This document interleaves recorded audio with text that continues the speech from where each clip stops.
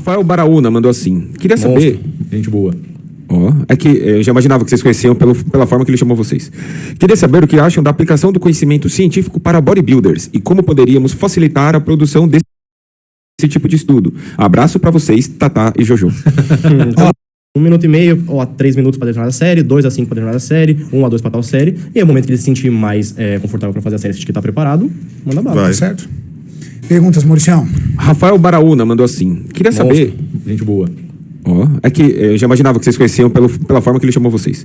Queria saber o que acham da aplicação do conhecimento científico para bodybuilders e como poderíamos facilitar a produção desse tipo de estudo. Abraço pra vocês, Tatá e Jojo. Tamo junto. Boa. Eu vou dar, Rafael, o nome dele? Rafa, boa. eu vou dar vou passar uma visão Muito dedicado. que é muito legal. Nunca a ciência se interessou tanto pelo bodybuilding como hoje. Nunca. Verdade. E nunca o bodybuilding recebeu tão bem a ciência como recebe hoje. Sim. Porque o bodybuilding ele era muito fechado, cara. Muito under, né? O que você faz? Eu faço isso. Eu faço isso. Vou fazer também. Acabou. É aquela coisa. A experiência que um teve passar para todo mundo, né? Exato. Hoje o atleta ele tá ali prestando atenção se não tem nada novo, cheirando, olhando, vendo, tudo tal. E em contrapartida, a ciência começou a olhar para o bodybuilder e é o seguinte, tá? O que tem de artigo, de estudo, de ciência que dá para adaptar pro fisiculturismo, que é um super homem e uma super mulher. Cara, um cara que tá com 3, 4 mil nanogramas por decilitro de sangue de texto na veia, um cara que tá com tempo na veia, 12 UI de GH, tudo tal, tá. Pô, mas isso aqui, eu consigo colocar isso aqui, e os caras começam a debater. E isso veio, Júlio, com muita força, naquele fórum que os caras tinham lá. Qual é o nome daquele fórum? Aquele... Hipertrofiando? Hipertrofia. Não. .org. Hipertrofia, né? Hipertrofia. Que o Dudu participava, né? Ali Aquele Manu Maitai. Saiu de lá. Sim, saiu de lá. Os dois saíram de lá, né? Saíram de lá os dois. Manu do caralho, inteligente pra porra. Muito. Entendeu? Monstro. Manu, tamo junto, irmão. Tipo, meu irmão. o fisiculturismo é a Fórmula 1, né? É a Fórmula 1. E aí os caras começaram a se debater ali, cara. Pô, aquilo ali foi muito ali, legal. Foi. Porque daquilo os caras começaram a sair, aí o Dudu começou a puxar muito sobre isso, o Adam muito sobre isso, aí o Manu tava ali na frente, aí teve um período da carreira dele que ele deu uma desligada, mas esses caras vieram replicando, vindo, e aí tá chegando agora o quê? Na juventude, a vocês aqui, ó, fazendo. Então vai chegar uma hora, cara... E já com estudos, né, agora? Vai chegar uma hora que o moleque com 16, 17 anos de idade, o moleque tá avião, cara. Na escola ainda, né? Na escola os moleques tá dando aula de nutrição pros amigos. Mas, cara, você vê muito... Que é isso? É de comer? O que é isso? O Júlio era mais bruto do que um operador de britadeira, amigão. Sabe o que ele fazia? Ele pegava 2 anilhas de 20. Amarrava na cintura e subia, Amarrava 2 anilhas de 20. Pegava aqui, ó, No cinto, nos correntes, pegava o cinto. cinturão de agachamento.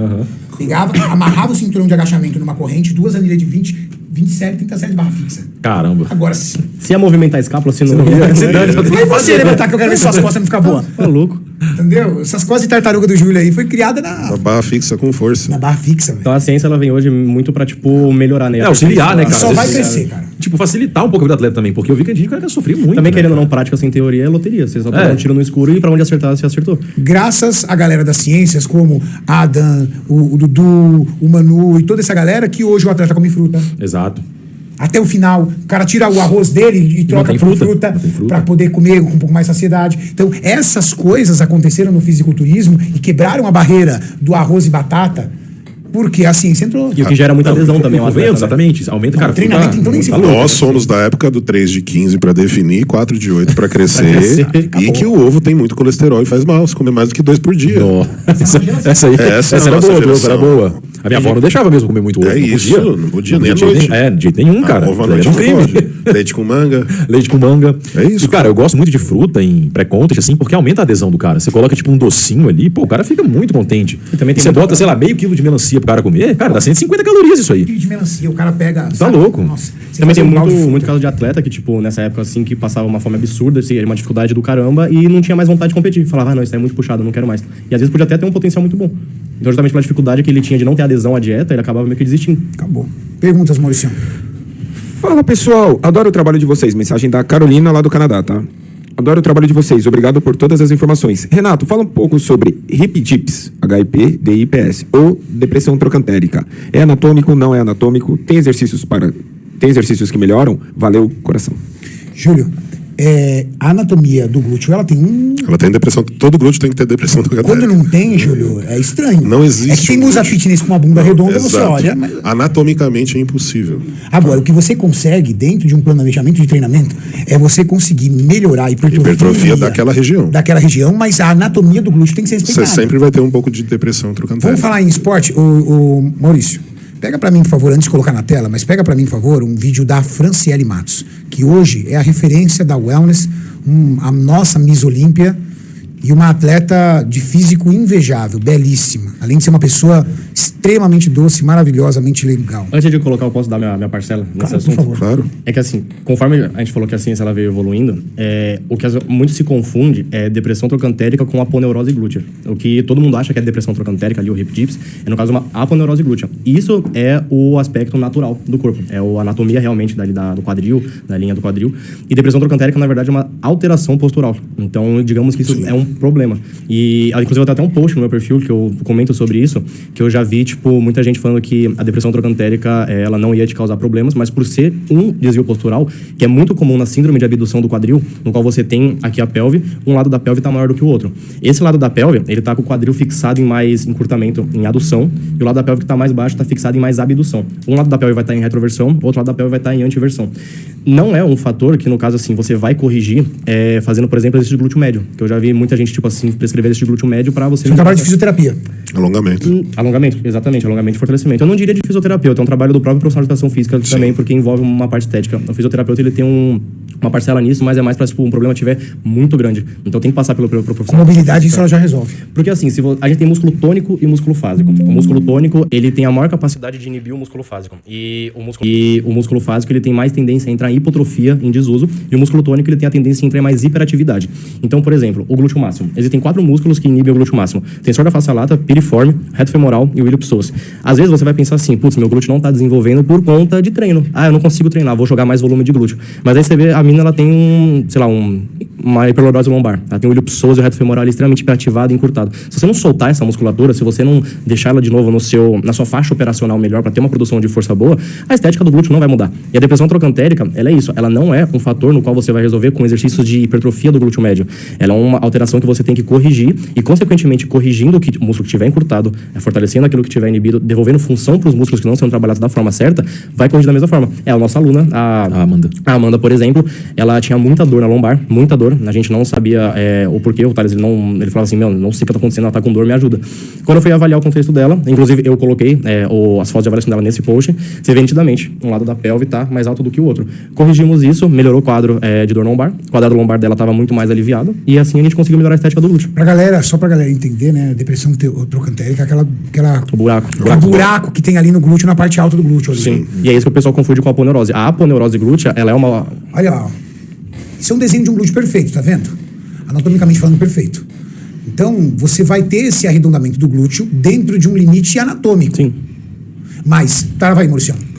Pode ver que ele não é redondo ali embaixo. Não arredonda, mas você vê o quanto você pode fazer com que ele se torne mais uniforme, Exato. né? Você pode ver, do distal do proximal ao distal, ele Que é legal, muito ó, para arredondado. você colocar diferença de trabalho em 2 glúteos muito hipertrofiados. Coloca o glúteo dela de costas pra gente e pega uma foto do Ronnie Coleman de costas, por exemplo. Ali você vai ver o quanto que é profundo essa região no Ronnie Coleman, que tem um glúteo muito mais hipertrofiado do que o da Franciele. Que varia de pessoa para pessoa. Exato. De pessoa para pessoa. Vê se você acha aí, Maurício. Peraí, deixa eu Se ela virar, as primeiro. aí eu vou pausar. Trava aí, Maurício. Consegue travar? Ela vai ficar bem em cima. Deixa ela vai virar mais ainda. Vai andar um pouco. O que eu vejo também é muita mulher achando isso como se fosse um problema. Tipo, ai meu Deus. Não, elas não gostam. Elas odeiam. Elas querem que o glúteo fique com o formato de um coração. Exato. Que não, anatomicamente falando, não Dá pra existe. ver se ela vai ficar. Ela vem curvando, vem fechando. É a curva ali ó, no glúteo esquerdo. A Aqui, curva ó, no glúteo puxando. Minimamente, mas ela existe. Isso é a aponeurose, a questão anatômica que ela tem. Que as pessoas confundem muito com depressão trocantérica. Que é do Ronnie Coleman, né, Julião? Isso. Aí só foto, Maurício. É só uma foto Aquela de mesmo costas. que tinha Clássico. no CD. Aí, ó. Olha como Como é diferente a é anatomia, né? profundo, Profundo. o que de fato o que ela acha que é um problema, mas não deformidade, é uma né? Mas deformidade, mas não. É uma anatomia dela. Uma anatomia Todo mundo própria. tem isso. Não existe um humano sem isso. Perguntas, Mauricião? Próxima pergunta. O tio César mandando mensagem pro Julião falando que sábado se tiver na mentoria, fechado, Julião. Cezão, obrigado. Tamo junto sábado. A Carolina Azevedo, a mesma Carol, mandou assim, te chamando, Renato, pra fazer um CT lá no Canadá. Perguntando quando a Max vai pro Canadá, Renato. Ó, Vamos ver. Max Mundo, hein? Internacional. Internacional. Ela mandou, bora abrir um CT aqui no Canadá, Renato. Pô. Facinho. Play, É pouca coisa. Logo ali. Play Maite mandou assim, Thales, citrulina malato serve apenas para dar pump ou ele tem algum benefício para hipertrofia? Pergunta legal. Muito legal, cara. Cara, a citrulina, ela é um suplemento, né, que assim, foi derivado no caso da arginina. Por que a gente não usa a arginina? Quando a gente suplementa a arginina, as arginases lá no hepatócito, no intestino e até as bactérias intestinais degradam muito dela. Então, muito pouco chega na nossa circulação e aumenta muito pouco o óxido nítrico, né, que é a nossa intenção. Em se aumentar a arginina, seria aumentar o óxido nítrico. E a citrulina não passa por esse processo de degradação, das arginases e das bactérias. Então, acaba que ela já chega no rim pronta para ser convertida em arginina. Então, a citrulina é muito mais potente em aumentar a arginina plasmática do que a própria arginina. E nesse caso, a nossa intenção é aumentar o quê? O óxido nítrico. Se você aumenta o óxido nítrico, você não dá somente pump. Você aumenta a entrega de oxigênio, entrega de nutrientes, entendeu? Inclusive, tem trabalhos comparando aí citrulina, por exemplo, onde você vê que meninas que fazem, foi mulheres que fizeram uso de citrulina, chegaram a fazer até 7, 8 repetições a mais em comparação com o grupo controle. Agora, suco de beterraba. Nossa, não fala isso, que ele é fã assim num nível que você não está entendendo. Suco de beterraba. Até onde ela pode melhorar essa ambientação do óxido nítrico? Ah, cara, nitrato é nível A em evidência científica, né? A citrulina não. E o bom da beterraba é que ela é baratinha, a citrulina é bem caro, né? Mas o que quando a pessoa está tomando suco de beterraba, ela está buscando que mineral? O nitrato que tá ali. Esse nitrato que tá presente no suco de beterraba é o que vai aumentar a produção de óxido nítrico, porque o nitrato vai ser convertido em nitrito nas nossas bactérias na boca, e é inclusive por isso que quando você consome suco de beterraba, não é interessante usar enxaguante bucal, escovar os dentes, tem que esperar umas 2 horas para estar fazendo isso, para que haja essa conversão em nitrito e posteriormente óxido nítrico. Então, todos, tipo nitrato, a arginina, a citrulina, a intenção seria aumentar a produção de óxido nítrico. Aumentou essa produção, aumentou a vasodilatação, aumentou a performance, entrega de oxigênio, nutriente para o tecido que está sendo treinado. Que da hora. Então, se você vê lá uma garrafa, porque eu quero ser com uma garrafa. Garrafa PET. Teve uma época que todo mundo postava todo história mundo tomava assim, todo dia suco de beterraba. todo Suco de dia. beterraba. Todo dia. E para quem tá perguntando aí, as doses são de 4 a 10 miligramas por quilo de nitratos, e a beterraba ali, em média 100 gramas dela vai ter 4 a 6 miligramas de nitrato. Então, Amanhã se você vai ver uma todo- beterraba por dia. Uma beterraba por dia é o suficiente. Cara, tipo assim, você coloca aí 300 gramas de beterraba, 400, já é bem tranquilo. Amanhã você vai ver todo mundo nos stories marcando você. Beterraba. Tá bom. Tem até post sobre isso, lembra do post que eu fiz na época? Ficou super antigo. famoso. Que eu Foi tomando por isso suco. que ele estourou. Estourou o suco de beterraba na época. Sim. Que não tava tão famoso ainda. Não, eu vejo você com os caldeirão lá de beterraba. Agora você tem uma parada. Acho que a beterraba dele tá muito cara. Aumentou a beterraba, aumentou o preço da beterraba. Aumentaram o preço da beterraba. Aumentaram por tua causa. Giovana Oliveira Gross mandou assim, Jove, fala mais sobre periodização, você está arrasando. Então, periodização é meio que um assunto que ainda é um pouco, não digamos assim, rico em evidência hoje em dia, mas é um bom norte pra gente ter uma boa estruturação do treino. Periodização é um assunto muito complexo mesmo. Eu também, é o que eu falo. O pessoal pede muito para falar sobre periodização, mas periodização não é um assunto que você consegue resumir de forma banal. Exato, né? Tipo É assim, complicado, entendeu? Você pensar em macrociclo, mesociclo, microciclo, pensar nisso de uma forma modelos estruturada. diferentes de periodização Cara, também. eu falo, pessoal, é o seguinte, você, por exemplo, você quer fazer, vamos falar sobre periodização, pô, eu acho que tem que fazer o seguinte, tem que chamar, por exemplo, o Jovi aqui, um dia a gente fazer um podcast de periodização. Ia falar muita coisa. Tem muita Exatamente, coisa pra falar. porque é um assunto muito complexo. A periodização, ela é o quê? Ela é um planejamento sistemático de estímulos em prol de um objetivo. Então eu gosto de dizer que é como se fosse um mapa do tesouro. Você tem ali o seu baú de ouro lá e você vai traçar um caminho para chegar nesse baú. Nesse caminho, pode ser que você tenha que pegar ali um atalho, ter que mudar a rota e tudo mais. Só que você vai ter um caminho a ser seguido. Você não vai simplesmente dar tiros no escuro e falar, se eu for pra direita, eu tô mais próximo do baú. Se eu for pra lá, eu tô mais próximo. Não, você segue. A periodização, ela entrega o quê pra você? Ela entrega adesão ao seu treino, não fica aquele negócio chato de fazer sempre a mesma coisa. Ela te entrega também, isso já é comprovado com os estudos, um melhor ganho de força, e a gente sabe que o ganho de força é um fator primário para a hipertrofia. Ele tem, assim, uma relação extremamente direta com a hipertrofia. E a periodização, ela consegue não evitar os riscos de lesão, porque é errado falar que a gente evita riscos de lesão. Ela minimiza os riscos de lesão, porque você consegue colocar fases no qual você vai levar o seu corpo ao overreaching funcional, né, antes de uma supercompensação, que é com a fase de deload, por exemplo. Então você consegue extrapolar o máximo das suas capacidades físicas e colocar uma fase recuperativa para você minimizar esse risco de lesão. E é um assunto também que todo mundo tem dúvida, que é o deload. Como fazer um bom deload? Existe deload de intensidade, deload de volume, tem como você programar o deload, tem como você ir colhendo feedback. Então, com atleta, aluno, eu gosto de fazer duas formas. Ou eu vou programar o deload, eu vou fazer uma fase de choque para ele, aumentar o volume, aumentar a intensidade, levar essa pessoa no máximo das capacidades dela, e depois a gente vai fazer uma fase de recuperação. Vamos ver como o corpo dela responde, e aí se ela achar que ela estiver apta a fazer mais uma semana de choque, vambora. Então você tem uma fase que você pode programar esse deload, ou uma fase que você pode ir pelo feeling, pelo feedback. Tá se sentindo bem? Acha que consegue aguentar mais uma semana? Então vambora. E é interessante porque, tal qual o cara passa por fases de dieta, ele vai aprender a passar por fases do treino dele. Exato. E essas fases do treino dele, muitas vezes, acabam se alinhando com a dieta. Uhum. Inclusive, Tô aproveitando uma fase de ingestão calórica maior. Pode abusar do volume. Eu reduzi o volume de carga, então eu também talvez reduza um pouco de calorias para poder manter um BF mais controlado. Há um alinhamento muito inteligente sobre treino e nutrição que as pessoas não conseguem enxergar, né? Eu sempre pergunto pro Thales, eu falo assim, você vai aumentar as calorias do teu aluno? Vamos jogar volume então, vamos deixar ele treinar mais. Vai diminuir essas calorias? Vai diminuir em quanto? Então acho melhor a gente diminuir um pouco o volume para ele continuar mantendo performance. Só que eu também vejo muita gente falando assim, tem estudos já que mostram que um treino periodizado e um treino não periodizado não tiveram resultados significativos para hipertrofia. Sim, não teve. Só que isso foi avaliado, esse estudo que todo mundo adora citar na internet, foi avaliado apenas a intensidade do treino, foi feita ali uma fase de base, choque de load com a intensidade, uma periodização linear, ondulatória e linear reversa, só que a intensidade é uma variável da periodização. Você tem o volume, você tem o gosto pessoal também da pessoa, você tem que saber como você vai estruturar esse treino, você tem as séries, você tem as repetições. Tá, e uma outra coisa que o estudo não levou em consideração, a longevidade dessa pessoa. Porque quando você faz uma periodização, você está garantindo longevidade do esporte dessa pessoa. Exato. Isso que eu acho mais importante até.